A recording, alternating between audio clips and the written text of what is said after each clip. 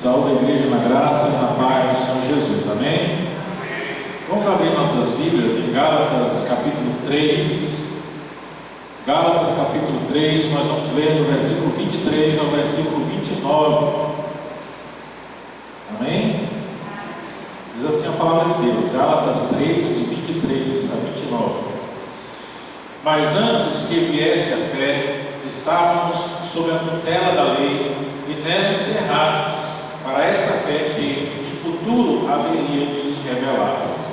De maneira que a lei nos serviu de aio para nos conduzir a Cristo, a fim de que fôssemos justificados por fé. Mas, tendo vindo a fé, já não permanecemos subordinados ao aio, pois todos vós sois filhos de Deus, mediante a fé em Cristo Jesus. Porque todos quantos fostes batizados em Cristo, de Cristo vos revestistes.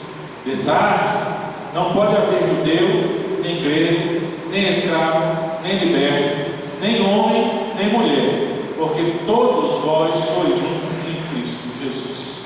E se sois de Cristo, também sois descendentes de Abraão e herdeiros segundo a promessa. Amém? Vamos orar, feche os olhos comigo. Senhor Deus e Pai, nós te agradecemos, Senhor, por estarmos aqui reunidos em Teu nome, ó Pai. Nós te agradecemos pela Tua palavra linda, Senhor, e pedimos, Senhor, que o Senhor nos ilumine para que possamos compreender a Tua palavra. Deus Santo Espírito, nos instrua segundo a Tua palavra, nos dê entendimento, sabedoria, para que possamos compreender, entender, absorver, guardar, aplicar em nossas vidas aquilo que o Senhor tem deixado registrado para a instrução da Tua igreja. Nos abençoe, nos guarde, em nome de Jesus Cristo, Seu Filho amado, nós lhe pedimos e lhe agradecemos. Amém. O apóstolo Paulo ele segue em Gálatas nos falando a respeito da lei e da graça. Nós temos um pano de fundo que nós temos repetido, mas é necessário nós sempre estarmos lembrando dele todas as vezes que vamos meditar na carta de Paulo aos Gálatas, que é aquele grupo de falsos mestres, assim eles chamam, chamados judaizantes, que chamavam a igreja e tentavam acrescentar ao evangelho a salvação em Cristo Jesus algumas ordenanças, algumas coisas a mais. Hoje pela manhã nós meditamos aqui a respeito de discipulado e nós podemos perceber que muitas vezes a igreja, justamente nesse sentido, tem se perdido com o que é e o que não é o evangelho, porque alguns historiadores, alguns teólogos, pregadores, eles vão trazer a mensagem da carta aos Gálatas, justamente nos lembrando disso, o verdadeiro e o falso evangelho. Eles evidenciam isso em toda a carta pela necessidade de dizer que se eu misturar, se eu acrescentar, se eu colocar qualquer coisa a mais ou a menos, eu vou estar distorcendo o evangelho, eu estou contaminando e portanto ele acaba sendo impuro e não vai ser o evangelho de Cristo. Nós vivemos um tempo em que as pessoas elas querem Deus à sua própria moda. Então eles admitem aquilo que lhe é desejado na Escritura e negam aquilo que não lhes é confortável na Escritura. Mas a Escritura vem nos trazer só um Deus e só um Senhor, o Cristo, ao qual está descrito naquilo que Deus quis nos mostrar, e tentar distorcer qualquer parte dela vai nos conduzir não com foco, não em direção à salvação, não em direção à vida eterna, mas vai nos desviar desse caminho, que é o caminho do Senhor. E Paulo aqui, ele vem tratando disso com aqueles irmãos, justamente com relação à lei, porque não dá para poder negar a importância da lei no seu tempo, a sua história, o que ela conduziu e como ela fez Israel entender o que agradava e o que não agradava a Deus. Não dá para negar que a lei foi entregue por meio de anjos, Moisés a recebeu e ela conduziu Israel mostrando a vontade de Deus. Mas é preciso entender o lugar onde ela está colocada e qual a sua função. E por isso Paulo vai falar aqui nesses versículos sobre esta função da lei. Aí nossas nossa Bíblia aí, a sua deve estar com a minha, aqui escrito a tutela da lei para nos conduzir a Cristo, logo acima do versículo 23. Então Paulo vai pegar aqueles irmãos que já tinham falado a respeito da lei, ele já tinha falado a respeito de Abraão, ele já tinha falado a respeito de circuncisão ou não circuncisão, ele tratou já de muitas coisas aqui já no capítulo 3, mas vem lembrar para eles que a lei, conforme ela apresenta, a lei de Moisés, aquela que conduziu o povo, ela tinha um lugar necessário, esperado. A lei não era algo ruim, era algo bom, mas que estava sendo mal usado. E aí vem a grande questão para os nossos dias. Há muitas pessoas que buscam o entendimento do Evangelho, há muitas pessoas que buscam a palavra de Deus, mas eles não querem a palavra em sua totalidade. E aí eles acabam pegando e fazendo um mau uso do ensinamento bíblico. E muitos outros, por causa deste mau uso, eles querem apontar a Bíblia, o cristianismo, a fé em Jesus Cristo, como se ela fosse algo reprovável diante da sociedade em qual nós vivemos. Mas é simplesmente um mau uso, como tantas outras coisas que estão ao nosso redor, e se usadas corretamente podem ser bênçãos, mas quando mal usadas podem se tornar em maldição para a nossa vida. Paulo vai dar aqui 3 momentos no texto, onde ele vai falar a respeito desta lei de condução. Os primeiros versículos, versículos 23 e 24, ele vai lembrar qual é a função da lei no Antigo Testamento. A lei, 2 vezes aparece uma palavrinha em 2 letras, bem constantes, né? A lei nos serviu de aio para nos conduzir a Cristo. Aparece no versículo 24, um pouco logo mais à frente. O termo aqui que é traduzido por aio é como se fosse um tutor. Mas hoje os termos do português estão tão diferentes, ninguém mais fala tutor. Aio, segundo alguns comentaristas, ele vem um pouco da raiz que designou o nosso nome pedagogo, que hoje é tão usado na educação. Ele vem desse mesmo sentido, mas para nós ele tomou um significado um pouco diferente. Porque o aio era uma figura muito comum no tempo de Paulo, que era um escravo. Naquele tempo, escravos não eram só trabalhadores braçais, mas havia escravos que tinham funções muito elevadas. E dentre eles, o aio era o escravo que era responsável por criar os filhos do seu senhor. Então aquela criança nascia, logo era desmamada, era colocada nas mãos do aio. Ele iria educar essa criança ali até a sua idade adulta. O menino ele era o herdeiro de todas as coisas, mas enquanto ele não chegasse à sua maioridade, ele estava ali subordinado ao escravo, que era responsável por educar, conduzir, mostrar o que é certo, mostrar o que é errado. E é em torno dessa figura do aio, citado no versículo de número 24, os primeiros versículos aí que nós lemos, vão nos dizer o que é a lei para o judeu. Ele era algo que conduzia o judeu para que ele pudesse conhecer a vontade de Deus. Então, nos tempos passados, antes da revelação de Jesus Cristo, o esclarecimento de todas as coisas, antes que fosse consumada a promessa, antes que o Redentor viesse, morresse na cruz, nos libertasse do preço dos nossos pecados, nos libertasse do domínio do pecado, nos libertasse do castigo do pecado, o povo de Deus estava sob a lei que o conduzia e dizia o que era certo e o que era errado.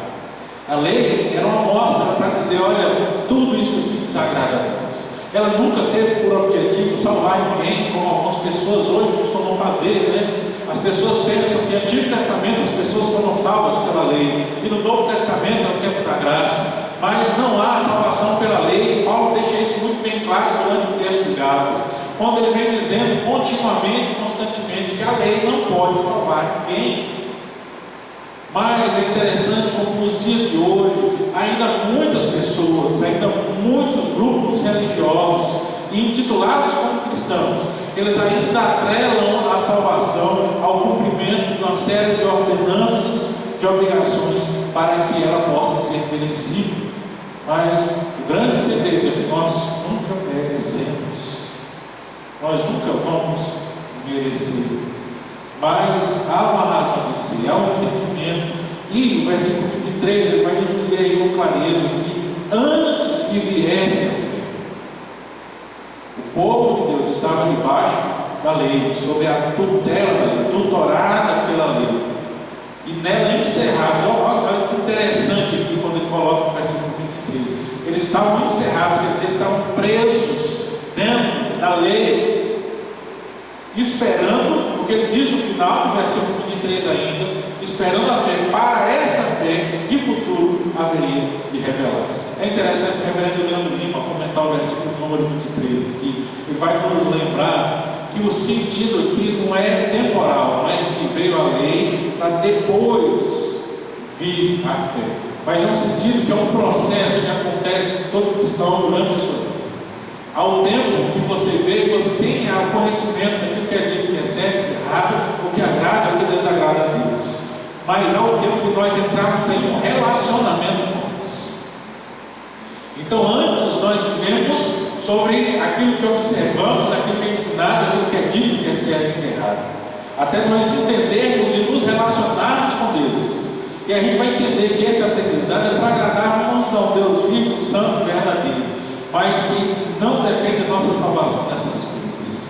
Mas antes, agora, em um relacionamento com Deus, nós podemos ter comunhão com Ele, onde o objetivo é que essas coisas não só eu tenha a noção, o conhecimento, o entendimento que eu não devo fazer, eu devo deixar para lá, mas que em meu coração haja uma transformação, que daqui em diante eu possa saber que eu não mais desejo, eu não mais tenho prazer, eu deixo para trás agora essas coisas que faziam parte do meu velho homem. A lei vai servir para isso. E junto com a lei, o assunto principal que sempre é recorrente em Gálatas, por exemplo, a circuncisão. Então antes, eles estavam debaixo disso, antes eles eram presos à lei. Na lei está incluída a circuncisão para que qualquer pessoa pudesse fazer parte do povo de Deus. Algo era cortado, algo era tirado. É como quem se adequa, arranca um pedaço para poder se conformar, para poder encaixar-se naquilo em que ele buscava a salvação. Ao povo de Deus dava entrada quando se fazia a circuncisão. A circuncisão ela retirava algo, ela derramava sangue, e ela não era inclusiva, era dada somente aos homens. As mulheres ficavam de fora ainda naquele tempo, mas eles faziam parte do povo de Deus através da sua família, através do seu pai, quando constituído o casamento, através do seu cônjuge.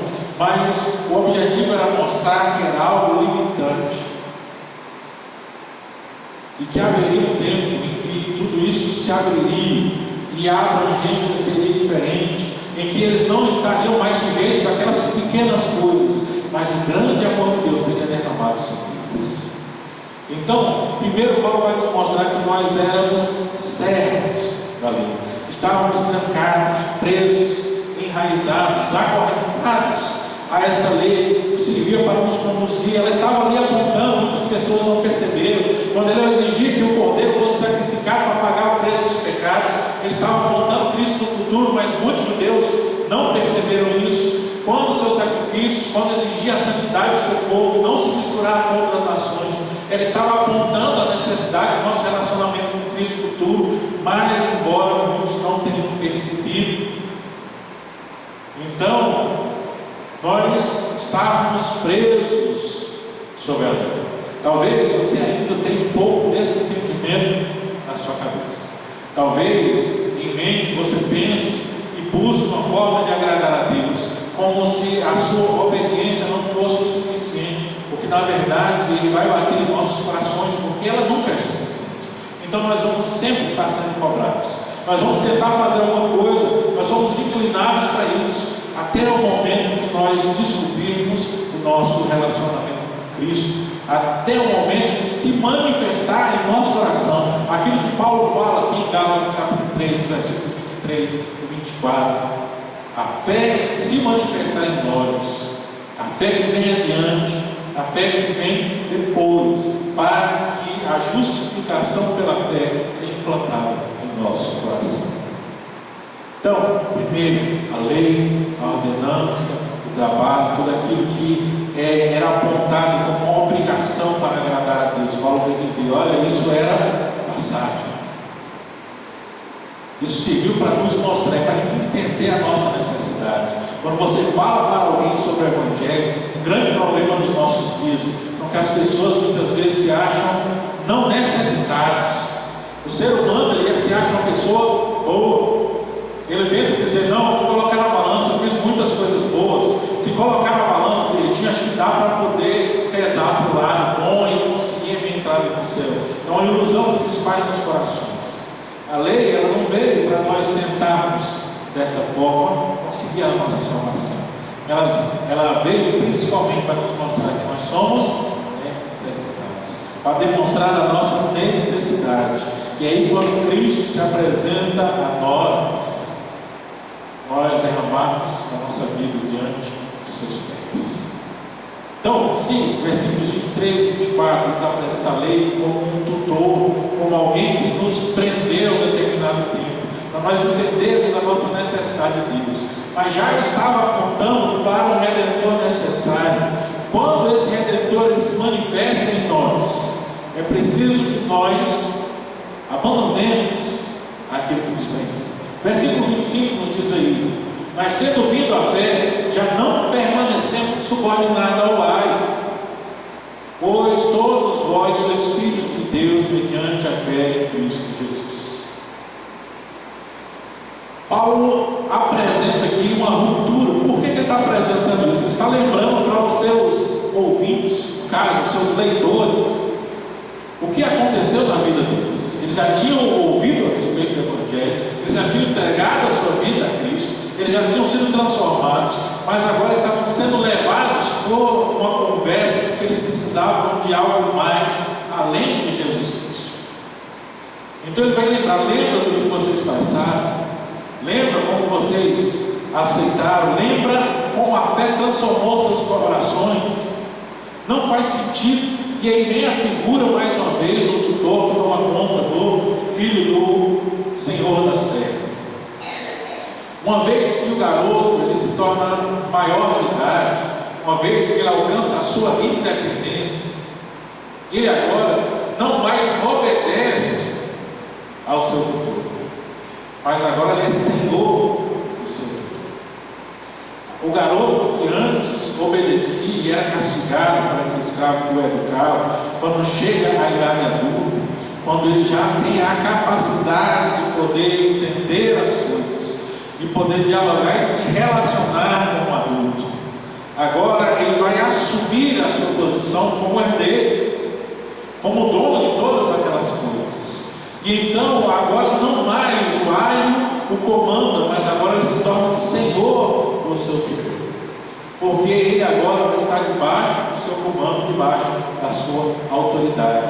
Não fazia sentido algum pensar nesse contexto e que o garoto ele continuaria, mesmo já com a capacidade de poder comandar e o poder nas mãos e a liberdade para fazê-lo, ele continuaria debaixo das ordens daquele escravo.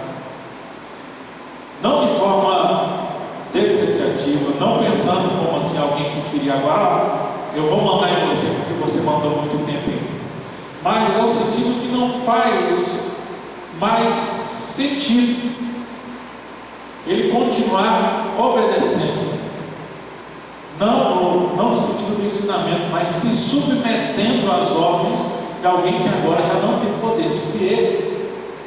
E quando Paulo lembra isso no versículo 25, dizendo que quando vem a fé, depois de nós termos esse relacionamento direto com Deus, nós já não podemos permanecer subordinados, quer dizer, subordinados debaixo da autoridade.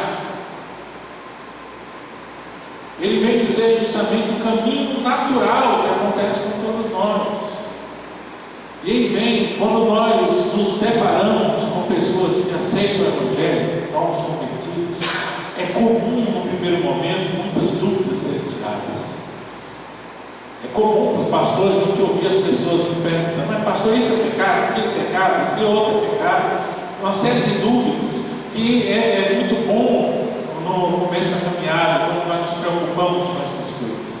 Mas à medida que nós amadurecemos espiritualmente, não faz mais sentido como alguns grupos, algumas seitas, algumas denominações, algumas igrejas, alguns líderes costumam fazer, de manter seus subordinados, deveriam ser as ovelhas do rebanho, mas muitas vezes são subordinados, debaixo do seu cajado, com exigências, que tudo que a pessoa quiser decidir tem que passar por ele de alguma forma. Há muitas pessoas que no caminho da fé mantêm sobre a sua tutela aqueles que já deveriam estar andando sozinhos. Pessoas que arrogam, assim dizendo, têm uma autoridade espiritual, uma cobertura espiritual, em que as pessoas têm que lhe obedecer cegamente. Gente que distorce o texto da palavra de Deus, como que é usado por Davi ao se referir a Saul, dizendo: não tocarei no ungido do Senhor, como se fosse um salvo-conduto para não ser questionado em momento algum. E tudo isso vai de encontro com aquilo que Paulo está nos apresentando aqui no versículos 25 e 26. O que ele diz que nós precisamos amadurecer, nós estamos ligados a Cristo. O versículo de número 26 diz: somos filhos de Deus. Não vá confundir, como algumas pessoas aí fazem, né? Parece aquela frase no fundo do caminhão: eu não sou o dono do mundo, mas eu sou filho do dono. Há muitas pessoas que querem se declarar filhos de Deus, mas o que ele coloca aqui está muito bem delimitado no mesmo versículo. Ele fala que filhos de Deus são aqueles que são mediante a fé em Cristo Jesus. Está aí no versículo 26.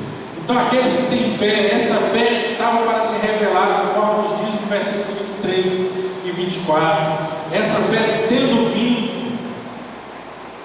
nós somos filhos de Deus, nós precisamos nos relacionar com aquele que nos salvou, aquele que nos entregou tudo, aquele que já desde o Éden, logo após a queda, ele promete enviar um descendente que esmagaria a cabeça da serpente. Aquele que tem todo o plano de salvação nas suas mãos para nos conduzir à sua presença. Então nós não somos mais dependentes de alguém para chegarmos a Cristo. A grande questão que Paulo levanta aqui para os irmãos ali em Gálatas é uma questão que é muito importante para nós hoje também.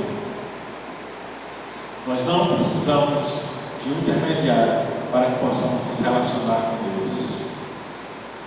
A morte de Cristo na cruz, conforme escrito nos Evangelhos, ele rasgou o véu.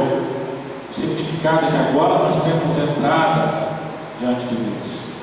Não vai entrar nas falácias que muitas pessoas levantam.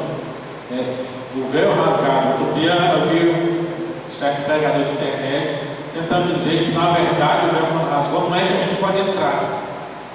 Ele fala dizendo que era Deus que tinha que sair, como se Deus estivesse preso em algum momento. O véu se rasgou para mostrar que nós temos acesso a Deus agora. Não há mais limitação. Nos tempos da lei, só o sumo sacerdote, uma vez por ano, poderia entrar no Santo dos Santos. Mas o véu se rasga para mostrar que nós temos acesso ao Santo dos Santos. Ele vem mostrar que agora nós temos um relacionamento direto com Deus, não necessitando mais de um sumo sacerdote intermediário. Então, cuidado quando hoje muitos se apresentam como intermediários entre o homem e Deus e tentam colocar como se ele pudesse conduzir a Deus. Cuidado quando você tem, ao invés de buscar a Deus diretamente, tem colocado a sua fé em homens. Quando muitas vezes as pessoas procuram irmãos, pastores, líderes, mestres, evangelistas, grandes pregadores, tentando colocar para que eles apresentem as suas causas diante de Deus. Nós podemos fazer isso diretamente, não há mais necessidade. Não é preciso ter um homem de Deus que consulte a Deus por mim. Nós precisamos nos relacionar com Deus, porque no momento que, mediante a fé, nós estamos em Cristo, mediante a fé, nós somos filhos de Deus.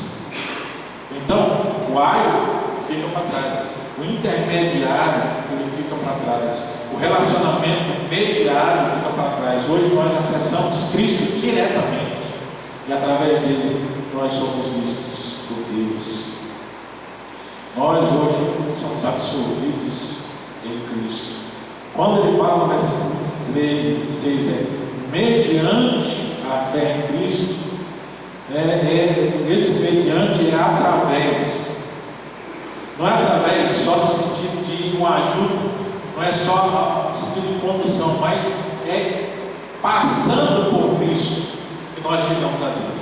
Quem se lembra lá e fala, eu sou o caminho. Para a gente chegar a algum lugar, a gente tem que caminhar, a gente tem que passar pelo caminho. Ele é aquele que nos conduz a Deus. Então, através dele, por meio dele, com a ajuda dele, mas dentro dele. Então, tem toda essa ideia de um relacionamento, nós estamos envolvidos com Cristo. Então, quando nós temos esse acesso em Cristo, eu já não preciso mais do auxílio, eu já não preciso mais do ar, eu não preciso mais do tutor. Então nós precisamos nos lembrar disso. Paulo vem nos apresentar para que nós deixemos de nos colocarmos como dependentes de homens para que possamos alcançar Cristo Jesus. Então, primeiro, ele vai dizer que a lei, no sentido das ordenanças, é algo que funcionou anteriormente. Então ele teve o tempo para nos conduzir a Cristo. Mas a partir do momento que a fé ela assume nos nossos corações, com o sacrifício de Cristo na cruz, quando tudo é consumado, então a partir desse momento nós não somos mais dependentes, nós podemos participar, nós podemos entrar, nós temos acesso direto a Deus, e com esse acesso, agora nós somos introduzidos no corpo de Cristo. O versículo 27, veja aí o que ele diz aí a partir do 27. Porque todos quantos fostes batizados em Cristo, e Cristo vos revestistes. Exato, não pode haver judeu, nem grego, nem escravo, nem liberto, nem homem, nem mulher, porque todos vós sois um em Cristo Jesus. E se sois de Cristo, sois também descendentes de Abraão, e herdeiros segundo a promessa. O versículo de número 29, ele vai dar uma arrematada do que ele já vinha tratando no começo do capítulo 3, quando ele falou a respeito de Abraão. Aí, no 29, quando ele fala, se sois de Cristo, sois também descendentes de Abraão. Ele mais ou menos está dizendo assim, que Abraão ele fica para trás da história. Se eu tenho um relacionamento com Cristo, Abraão ele fica para trás. Então, Cristo é superior, ele inclui mais, cabe mais, ele abrange mais, ele alcança mais. O descendente de Abraão ele é limitado, mas Cristo ele é um escopo muito maior. Eu lembro do professor meu de pregação, o reverendo José Pereira, já falecido. Ele era um cearense assim, muito brincalhão, e ele costumava dizer assim, quando as pessoas, quando ele se apresentava nos lugares, ele tinha uma frase, ele gostava dessas frases de efeito. Ele costumava se apresentar assim, e ele fazia isso na sala de aula quando ele conhecia os alunos a primeira vez.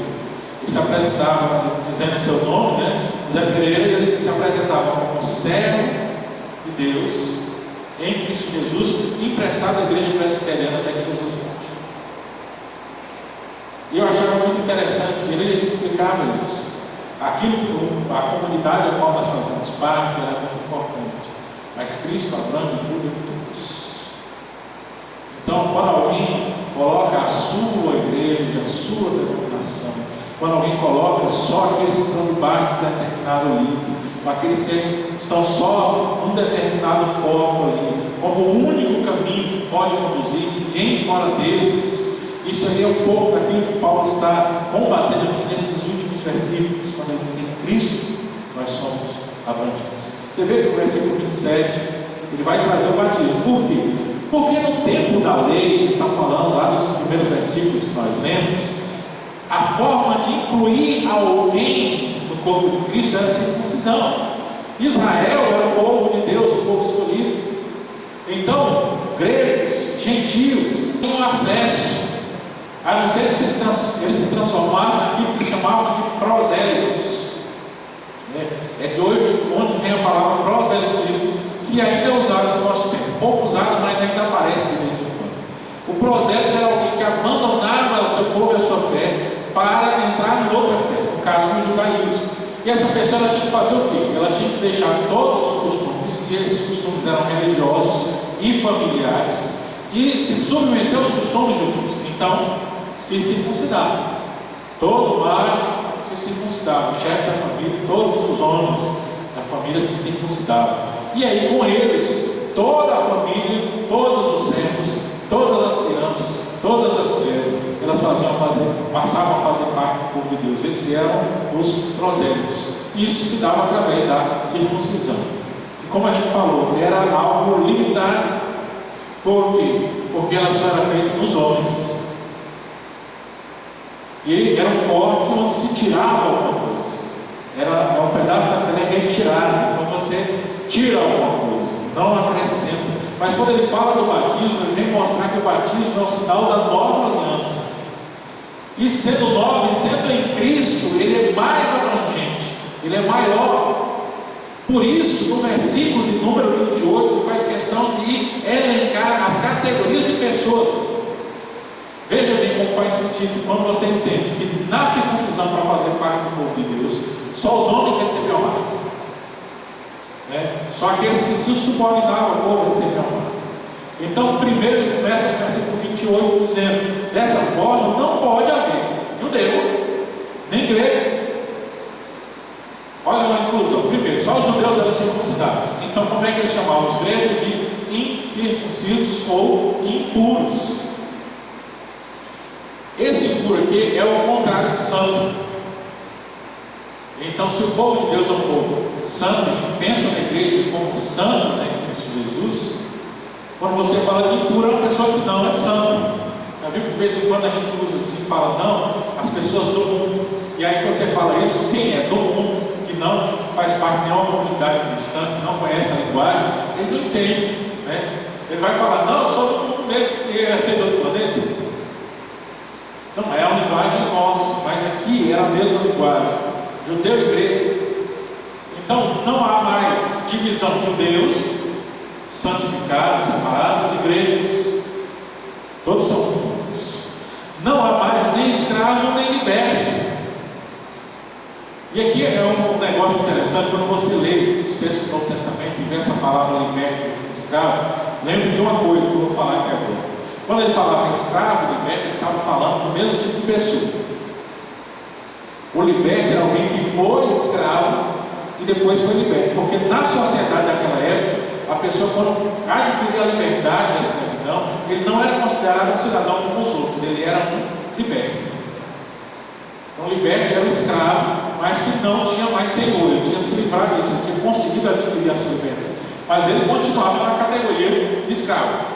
Era como se ele estivesse ali na prateleira de escravo, ele estava um pouquinho mais acima, mas ainda era escravo.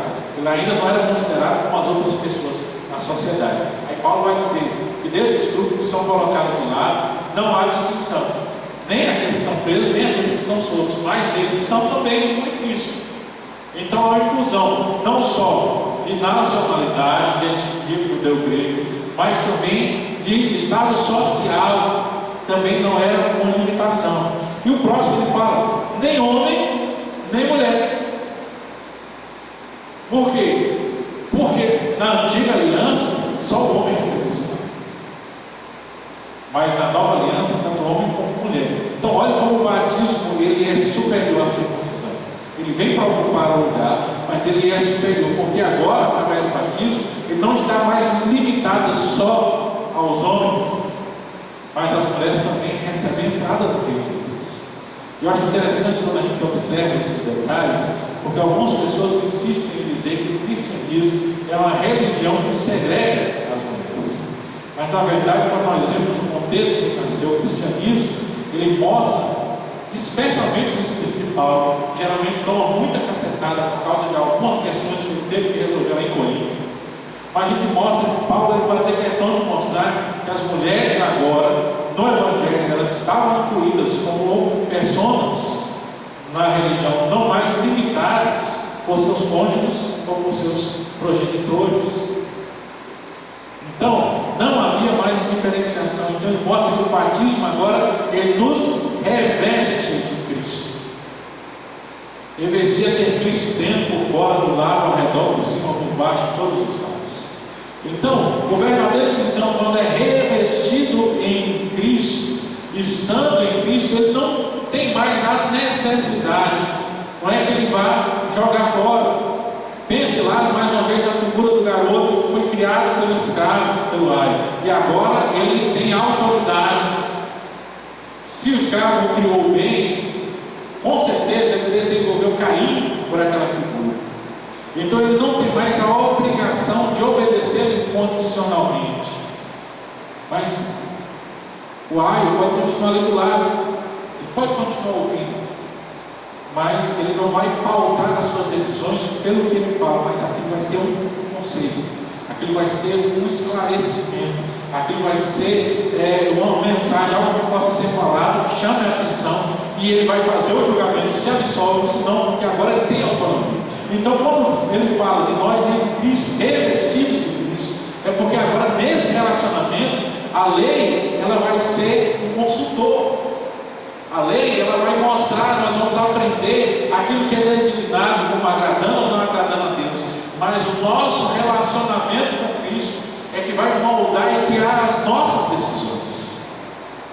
E assim nós vamos andar com Ele. Por quê? Aí no final do versículo 28, quando ele diz que não vai ter nem judeu, nem grego, nem escravo, nem liberto, nem homem, nem mulher, ele diz: porque todos vós sois um em Cristo Jesus.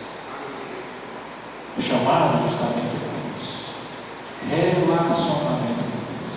E a pergunta para nós chegarmos ao final da nossa meditação é: como está o seu relacionamento com Deus? Qual lugar está ocupando na sua vida esse relacionamento?